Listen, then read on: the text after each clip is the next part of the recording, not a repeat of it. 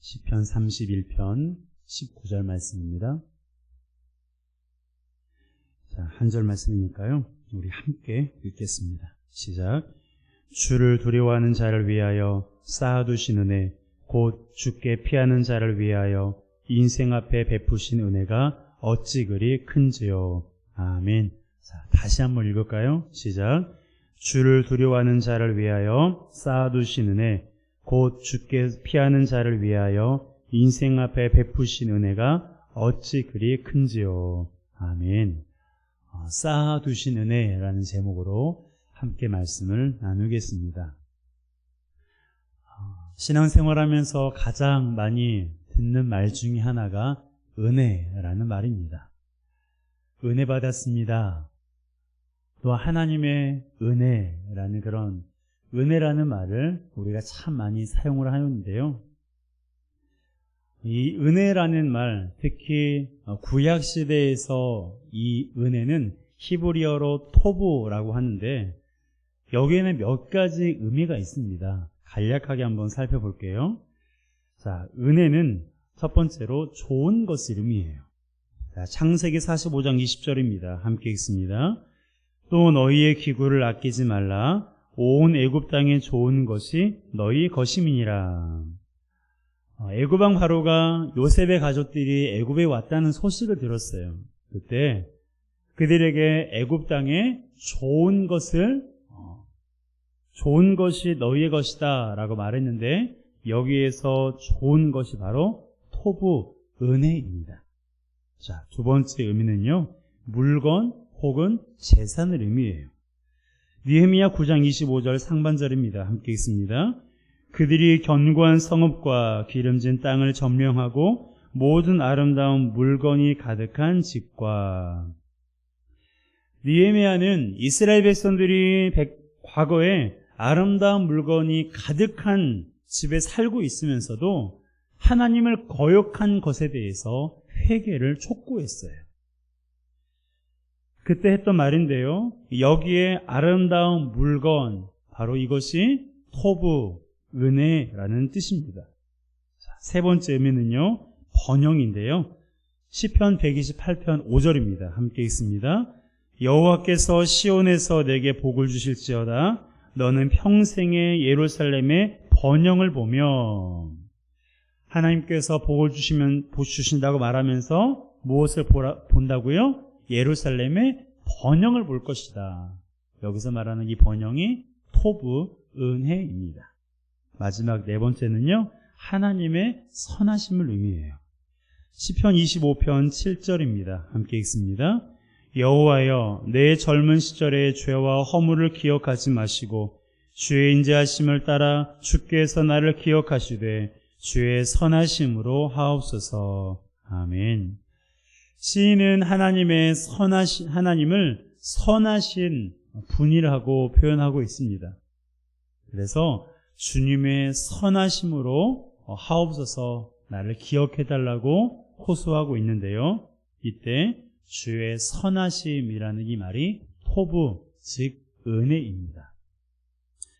이처럼 은혜는 좋은 것, 물건, 번영, 그리고 주의 선하심을 각각 가리키는데요. 그렇다면 이 은혜라는 것이 좋은 것이기 때문에 우리가 받고 싶어하고 우리가 받는 입장이라면 그것을 주는 공급자도 있을 텐데요. 두 가지로 두 대상으로 우리가 생각해 볼 수가 있습니다. 첫 번째 은혜의 공급자는요, 바로 사람이에요. 자, 창세기 39장 21절입니다. 함께 읽습니다. 요셉이 그의 주인에게 은혜를 입어 섬김에 그가 요셉을 가정 총무로 삼고 자기의 소유를 다 그의 손에 위탁하니. 여기서 말하는 그의 주인은 애굽의 친위 대장이었던 보디발을 가리키는데요. 그가 요셉에게 은혜를 베풀었고 요셉은 그 은혜를 입었습니다. 요셉이 어떤 은혜를 입었고 보디발이 어떤 은혜를 베풀었습니까? 요셉을 가정 총무로 삼고 자기의 소유를 다 그에게 맡겼다는 거예요. 이것은요, 당시 주인으로서, 그리고 요셉은 애굽인도 아니었잖아요. 타민족이었음에도 불구하고 요셉에게 그렇게 모든 것을 위탁했다는 것은 그만큼 신뢰했다는 것입니다. 그리고 요셉 입장에서는 보디발이 너무나 고맙고 감사한 인물이고요. 이렇듯 은혜는 인간 관계 속에서도 이루어지는 것을 우리가 볼 수 있어요. 주인이 종에게 베푸는 은혜 외에도 일반적으로 우리가 은혜하면 생각나는 은혜가 어떤 은혜예요? 어버이 은혜, 부모님 은혜, 그리고 스승의 은혜 등을 가리킵니다. 또한 누군가가 어려움에 처한 사람을 도와주었다면 그것을 가리켜서 우리는 은혜를 베풀었다라고 말합니다. 요즘은 의인이다라는 그런 말을 많이 사용하죠. 누가복음 10장에 보면 사마리아 사람이 강도 만난 유대인을 도와준 내용이 기록되어 있는데요. 이것은 사마리아 사람이 유대인에게 은혜를 베푼 그러한 모습입니다. 여기서 은혜의 공급자는 누구예요? 사마리아 사람이죠. 이렇듯 은혜는 친밀한 관계에서뿐만 아니라 부모나 스승과 같은 친밀한 관계에서만이 아니라 사마리아인과 유대인과 같은 낯선 관계에서도 이루어지는 거예요. 특히 우리 그리스도인은 은혜를 베풀 수 있는 상황을 만나면 은혜를 베풀어야 됩니다. 그렇죠? 당연한 일입니다. 강도만한 사람을 회피했던, 지나쳐버렸던 레위인이나 제사장의 모습이 아니라 그를 적극적으로 도와주었던 사마리아 사람처럼 우리는 은혜를 베풀 수 있는 상황을 마주하면 은혜를 적극적으로 베풀어야 돼요. 가지고 있는 것이 적더라도 나보다 더 적게 가지고 있는 사람을 만나면 나누어 주어야 되고요. 그리고 자주 말씀드리는 것처럼 여러분들이 주일 예배에 오는 도중에 도움이 필요한 사람을 만나면 어떻게 해야 돼요? 지나치지 말고 먼저 그 사람을 도와주세요. 순종이 제사보다 낫다고 말씀하고 있지 않습니까? 그것이 하나님께서 기뻐하시는 모습이에요.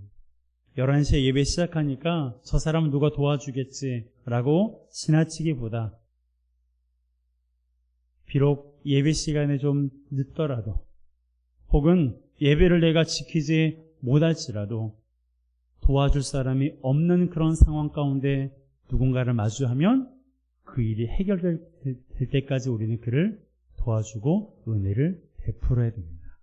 그것이 성도의 모습이요 하나님께서 기뻐하시는 사람의 모습인 것입니다. 언젠가 제가 저녁 10시 정도에 강변북로를 이용해서 집으로 오는 도중에 할아버지 한 분이 강변북로에 앉아 계시는 것을 발견했습니다.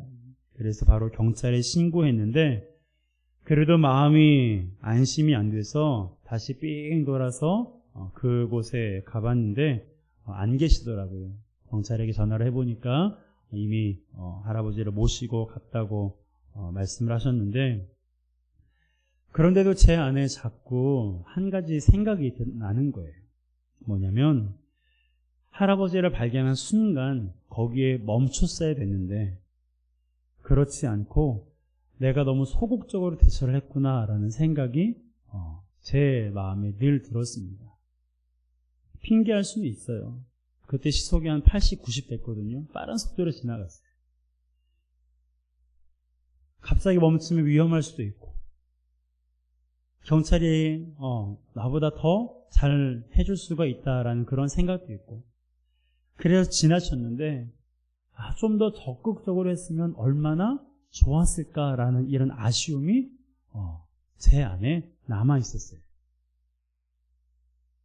무슨 말씀을 드리고 싶냐면 여러분 은혜를 베풀 수 있는 상황을 만나면요 사람은 먼저 내 형편, 내 상황, 내 처지를 먼저 생각하기 마련이에요. 그러다 보면 레위인과 제사장처럼 강도 많은 사람을 지나치기도 하고 여러 가지 이유와 변명을 가지고 그 사람을 버릴 수도 있습니다. 그러기보다 우리가 그리스도인으로서 하나님의 은혜를 받은 사람이라면 그러한 은혜를 베풀 수 있는 상황 앞에서 소극적이보다 더 적극적으로 은혜를 베푸는 우리 모두가 되었으면 좋겠어요. 그것이 우리 그리스도인이 해야 할 당연한 모습입니다. 때로는 누군가에게 은혜를 베풀어 주다가 시간이 늦어져서 누군가에게 또 다른 그러한 부정적인 말을 듣더라도 그럼에도 불구하고 우리는 은혜를 베풀 수 있는 상황을 결코 소극적이 아닌 적극적으로 임해야 된다는 것입니다. 그것이 하나님을 사랑하는 사람의 모습이요, 하나님께 큰 은혜를 받은 성도의 모습인 것입니다. 두 번째로 은혜의 공급자는요, 바로 하나님이세요. 자, 19절입니다. 함께 읽습니다. 주를 두려워하는 자를 위하여 쌓아두신 은혜, 곧 주께 피하는 자를 위하여 인생 앞에 베푸신 은혜가 어찌 그리 큰지요. 여기에서는 은혜의 공급자를 주라고 말하고 있습니다. 우리 삶의 주인이시고 온 우주의 주인이신 하나님의 은혜의 공급자라고 말하는 거예요. 중요한 것은 하나님께서 베푸신 은혜는 사람이 베푸는 은혜와는 비할 수 없이 크다는 사실입니다. 그래서 시인이 이렇게 고백하잖아요. 베푸신 은혜가 어찌 그리 큰지요. 베푸신 은혜가 어찌 그리 크십니까? 라고 하나님 앞에 하나님의 은혜를 이렇게 노래하고 있는 거예요. 시인이 이렇게 고백하는 이유가 있습니다. 그것은 하나님의 은혜는 변함이 없기 때문에 그래요. 하나님의 은혜는 창세 전부터 그리고 주님이 오시는 그 시간까지 변함이 없으시거든요. 또한 하나님의 은혜는 동등하기 때문에 그렇습니다. 하나님께서 결코 사람을 차별하지 않으세요. 세상은 공정을 외치지만 공정하지 못한 것이 세상이에요. 그러나 하나님은 공정하신 분이고 하나님은 동등하신 분이세요. 그분의 은혜가 그와 같습니다. 또한 하나님의 은혜는 닿지 않는 곳이 없어요. 이 말씀을 좀 찾아보았으면 좋겠는데요. 하나님의 은혜가 닿지 않는다라는 이것을 시편 139편에서 다윗은 이렇게 노래하고 있습니다. 자, 함께 읽겠습니다. 시작. 내가 하늘에 올라갈지라도 거기 계시며 스올에 내 자리를 펼지라도 거기 계시니이다. 내가 새벽 날개를 치며 바다 끝에 가서 거주할지라도 거기서도 주의 손이 나를 인도하시며 주의 오른손이 나를 붙드시리이다. 아멘. 여러분, 하나님의 은혜의 손길은 미치지 않는 곳이 없음을 믿으시기 바랍니다. 하나님의 은혜의 손길은요, 미치지 않은 곳이 없고 영향력이 가지 않는 곳이 없어요. 우리가 어디에 있든 하나님께서 은혜를 베푸시는 것입니다. 그러한 하나님의 놀라우신 은혜 어찌 그리 큰지요? 라는 시편 기자의 이 고백이 저와 여러분의 고백 되시기를 주님의 이름으로 축복합니다. 그렇다면 은혜의 공급자가 사람일 수도 있고 하나님이기도 한데, 그렇다면 그 은혜의 수혜자, 특히 하나님께서 베푸신 그 은혜의 수혜자는 누가 되는 걸까요? 앞서 말씀드린 대로 하나님의 은혜가 미치지 않은 곳이 없습니다. 이것은 하나님의 은혜는 모든 사람에게 미친다는 거예요. 하나님은 모든 사람에게 은혜를 베푸시고 베풀기를 원하신다는 것입니다. 다만 조금 더 특별하게 은혜를 받는 사람이 있다는 거예요. 그것을 오늘 말씀을 좀 나누기로 원합니다. 자, 어떤 사람이 하나님의 은혜의 수혜자가 되는 걸까요? 바로 하나님을 사랑하는 사람이에요. 하나님을 사랑하는 사람. 자, 19절 말씀 다시 한번 읽습니다. 시작. 주를 두려워하는 자를 위하여 쌓아두신 은혜, 곧 주께 피하는 자를 위하여 인생 앞에 베푸신 은혜가 어찌 그리 큰지요. 아멘. 여기에서 주를 두려워하는 자가 있고요, 주께 피하는 자가 있는데, 이것을 묶어서 하나로 표현하면 주님을 사랑하는 사람이라고 말할 수가 있어요.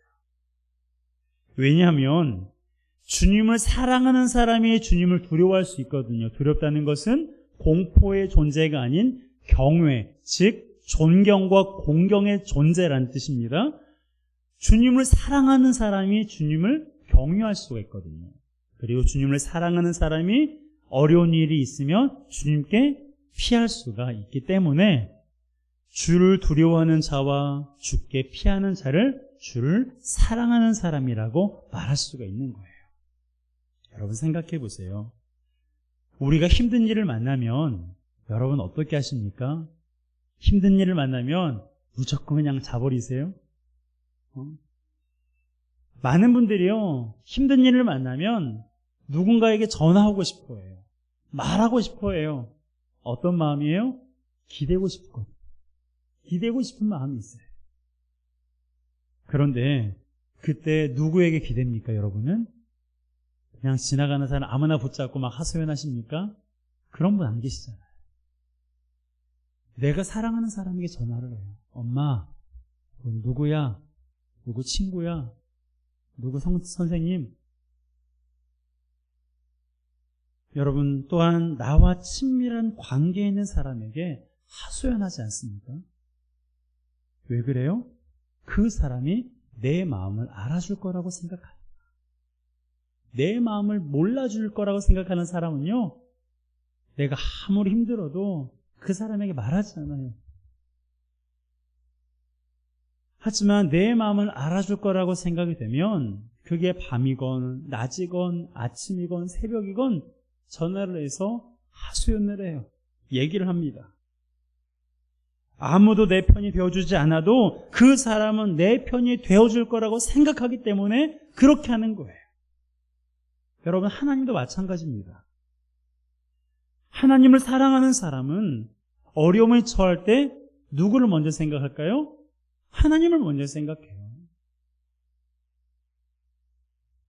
인생의 위기 앞에서 하나님을 사랑하는 사람은 하나님을 먼저 생각해요.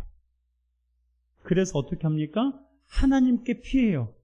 하나님께 피한다는 것은 하나님께 도와달라고 요청한다는 거예요. 하나님, 제가 이런 상황에 처했어요. 하나님, 누군가가 저에게 비난하고 욕하고 제 마음을 너무나 괴롭게 했어요. 하나님께 그 사람을 일러요. 고해바칩니다. 왜요? 하나님께서 도와주실 것을 믿습니다. 그래서 하나님께 피하는 거예요.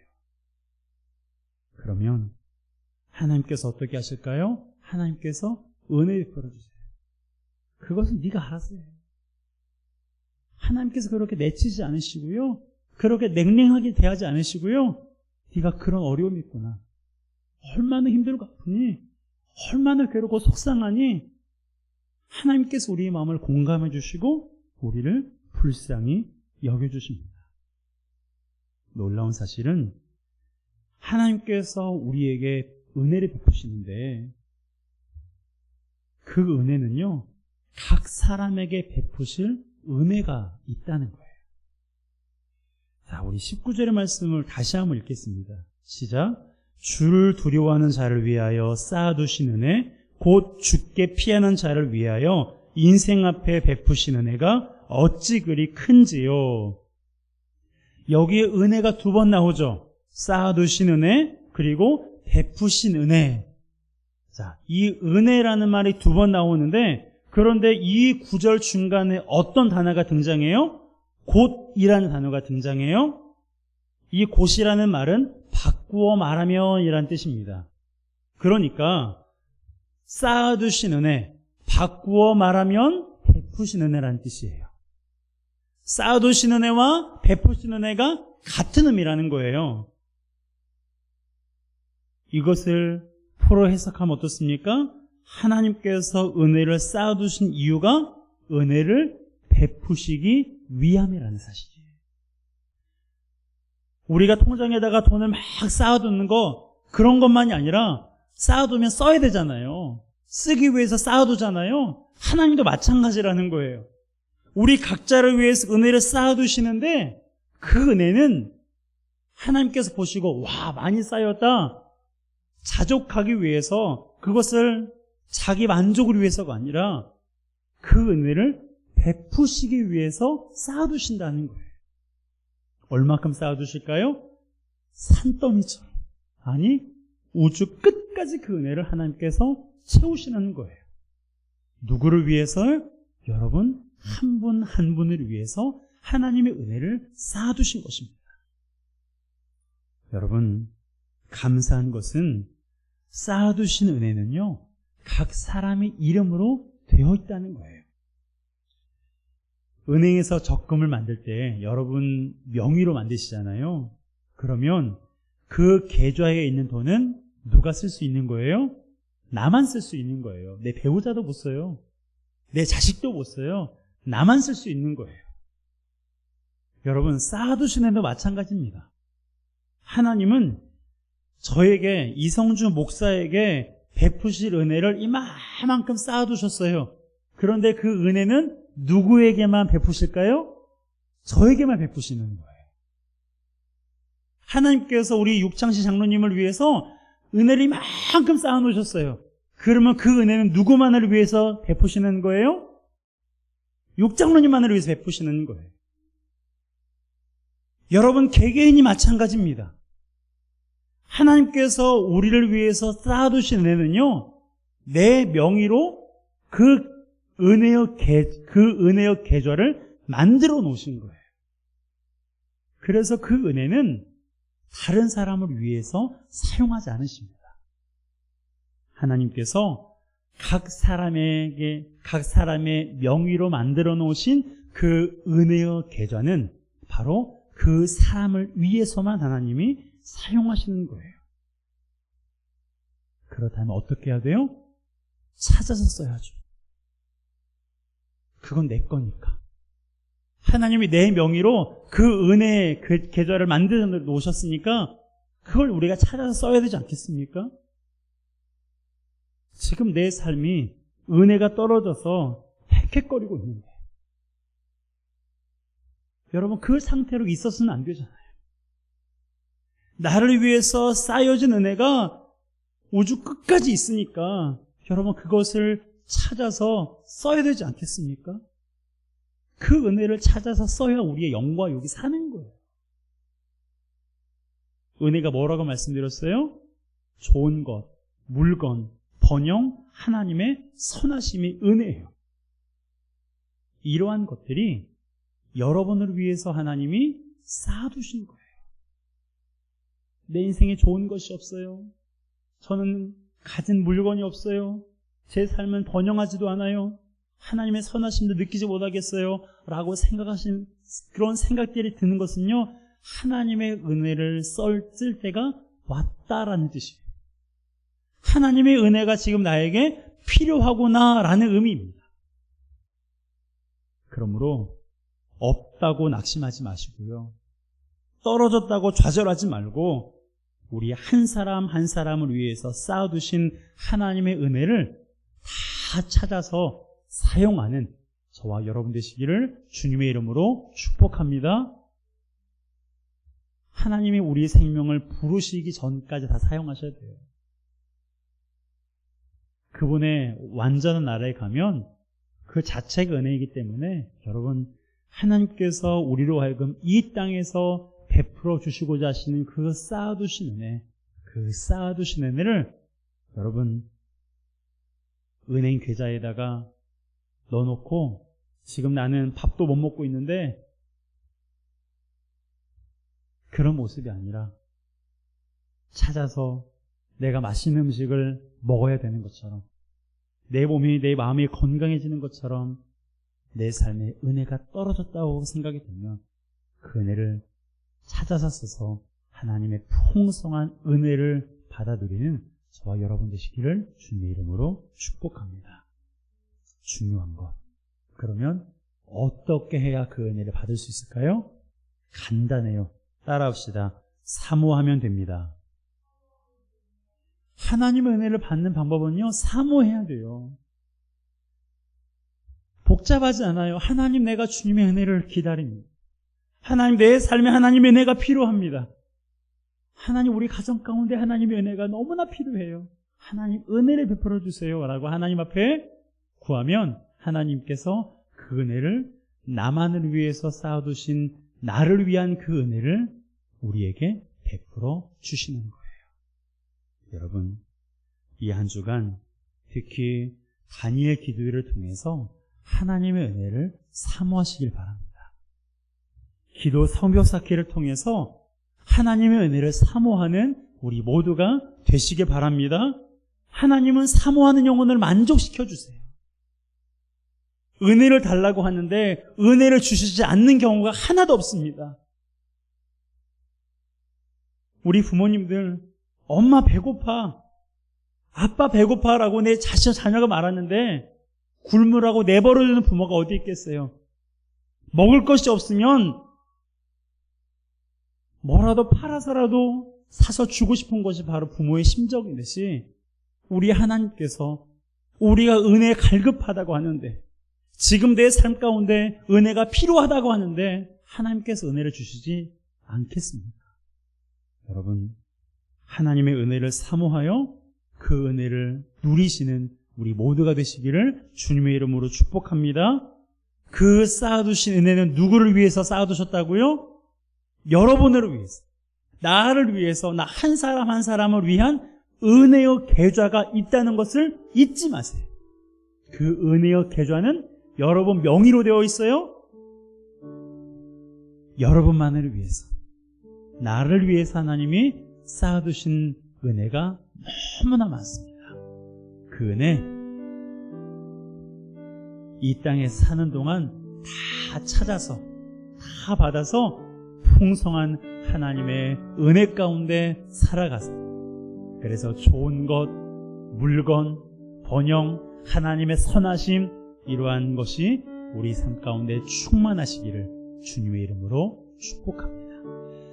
이 시간 우리 함께